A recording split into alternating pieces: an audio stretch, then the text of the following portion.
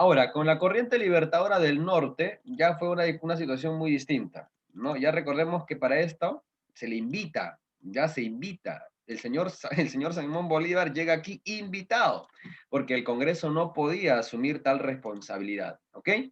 En esta situación sabemos que la corriente libertadora va a nacer pues desde Venezuela, Colombia y Ecuador. ¿Cuál era el sueño del señor Simón Bolívar? Hacer una gran Colombia. Recordemos que el señor Simón Bolívar tenía la misma ideología que nuestro amigo Napoleón Bonaparte. ¿Okay? Bonaparte. Él tenía la misma idea, hacer una Europa unida, él quería hacer una América unida.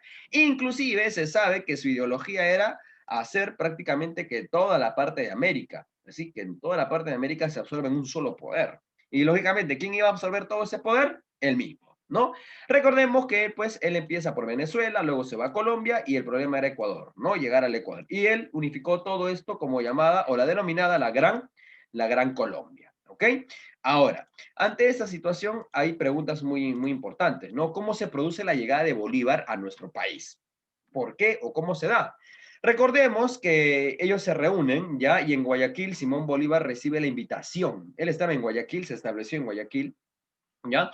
Y pues él recibe una invitación del Congreso peruano para que venga aquí, ¿no? Y lógicamente pues pueda absorber los poderes. Es en la historia de nuestro país la primera vez que un Congreso le da todo el poder. Le dice, ¿sabes qué, Bolívar? Toma, llévate todo lo que tienes, toma todo el poder, ¿no? Y haz lo que tengas que hacer para expulsar a los españoles. Ante esa Todo listo, situación, profe. lógicamente, el señor José Faustino Sánchez Carrión y el señor José Joaquín Olmedo fueron los encargados de invitarlo, ¿no? Y para esa situación, tras el llamado, ¿no? Lógicamente había problemas.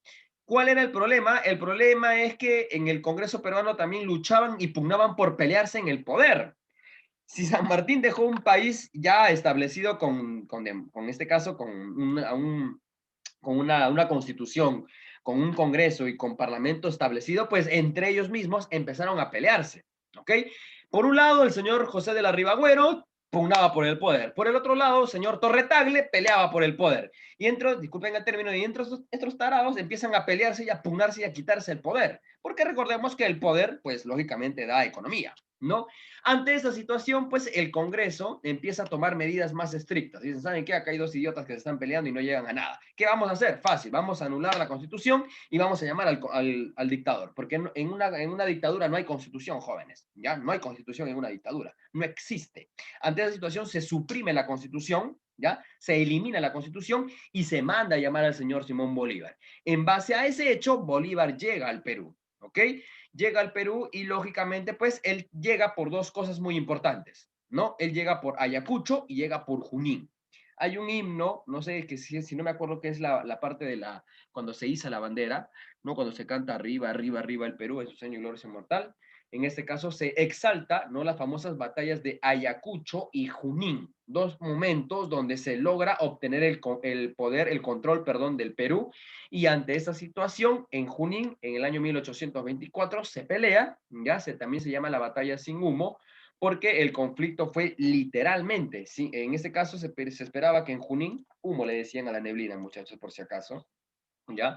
Humo le decían a la neblina. Entonces, ellos, los españoles, esperaban que la neblina se volviese más densa para poder contrarrestar la fuerza del señor Simón Bolívar, pero no contaron que ese día fuera un poco más soleado y, lógicamente, pues, los bolivianos, por decirlo así, la Confederación de Bolívar logró vencer. Llegan a Ayacucho y se firma la famosa capitulación de Ayacucho, ¿ok? La famosa capitulación de Ayacucho. Ahora, la pregunta es, ¿qué es la capitulación de Ayacucho? ¿Qué se firmaba en dicha capitulación? Bien, esa capitulación decía que, bien, reconocemos la independencia del Perú, pero el Perú tiene que pagarnos por el tiempo que hemos estado acá. ¿Cómo se llama eso? Pagar una indemnización. Eso decía la capitulación de Ayacucho. El Perú tiene que pagarnos. Si quiere ser libre, que nos pague. Tremenda conchudez. Después no sé cuántos años han venido acá a robar y pedían plata porque supuestamente ya estábamos libres, ¿no? Ante esa situación, pues, luego de eso se consolida, se expulsa a los españoles, ya ahora sí se votó a patadas a los españoles, ya no hay más españoles en el Perú, pero hay un problema, el problema del proyecto bolivariano, el problema del proyecto de Bolívar, porque Bolívar quería anexar al Perú dentro, ya dentro de su lado territorial, quería que el Perú pertenezca a la Gran Colombia. Y en este caso, pues, él va a intentar, no piensen que él no lo intentó, él intenta, ya, para más o menos el año 1826, él va al Congreso de Panamá y lo cual expone su proyecto y es rechazado. Posteriormente, él quiso meter a Bolivia, ya, en este caso, perdón, integrar a Venezuela, Colombia, Ecuador, Panamá, Perú y Bolivia, ya bajo el marco jurídico de la Confederación de los Andes, porque solamente era una fachada, y también, pues, esto va a fracasar, ¿no? Lo que él quería, pues, es apoderarse de Sudamérica, ¿no? Hacer de Sudamérica una potencia. Yo tengo una teoría. Yo me pongo a pensar qué hubiese pasado por la mente de Bolívar si se consolidaba todo esto. Posiblemente América o Sudamérica hubiese sido un país muy potenciado, si hablamos del lado militar. Pero a que los poderes se absorban en una sola persona también causa revuelo, ¿no? Porque muchas personas también van a entrar a tallar ante esa situación. Cuando él no puede con estas ideologías que él tenía, ya el Congreso le pide por favor que se retire, ¿no? Le dice por favor, gracias ante tu trabajo, muchas gracias por la solvencia, por la independencia, te agradecemos, gracias por haber estado acá, ¿no? Pero ya te pedimos por favor que te retires. Ante esa situación, pues él se retira, ya se retira, pero ante esa retirada también, pues él se va sin gloria ni fama, ¿no? Porque él se retira del Perú en base a una ideología de un dictador, ¿no? Porque ya el poder había sido absorbido mucho por Bolívar, a tal grado, pues, que ya no era compatible con la nacionalidad peruana, ¿no? La nación peruana, pues, ya no quería prácticamente tenerlo a él ahí, ¿no? Tras esta situación, pues Bolívar se retira, ¿no? Se retira del Perú. En esta situación, pues ya él había cumplido, había independizado Venezuela, Colombia, Ecuador, también llegó al Perú y pues hizo algo muy bueno el señor Simón Bolívar. Tampoco vamos a decirlo que pues vamos a tacharlo de un dictador tiránico, ¿no? Él sí hizo las cosas que estuvieron a su alcance, tenía un sueño, como todo hombre en algún momento ha tenido su sueño, pero que sus sueños eran muy difíciles de alcanzar, pero en un cierto tiempo las consiguió. Si tú ves el mapa ya de las conquistas de Bolívar, fácil, él pudo haber sido un Napoleón aquí en Sudamérica, pero le faltó mucho tino y pues la gente que le rodeaba a él no era la muy sana, por decirlo de esa forma, ¿ok? No solamente fue él, hubieron mujeres y hombres que participaron en ese proceso.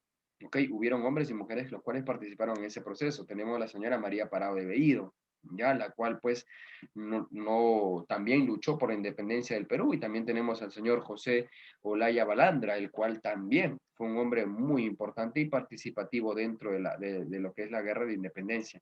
No solamente vamos a resaltar a personajes externos, en nuestro país también hubieron mujeres, hombres que decidieron integrarse a este fragmento de la independencia, y pues en este caso las mujeres como hombres, y cuando lleguemos a la guerra del Pacífico, que va a ser el periodo más triste, ¿ya? Es otro periodo también donde el país experimenta ante la dificultad proezas militares muy importantes, de la cual pues el más recordado es el señor Miguel Grau, pero habían hasta niños, no hasta niños, los cuales integraron ese gran conflicto, y a ese niño se le recuerda mucho, aunque poco se hablan en algunas clases, pero a ese jovencito se le recuerda por su valentía, su valor y su álgido sentido de la patriotinidad ante un conflicto donde desde que se inició estaba perdido. Bien, hasta aquí pues jóvenes hemos llegado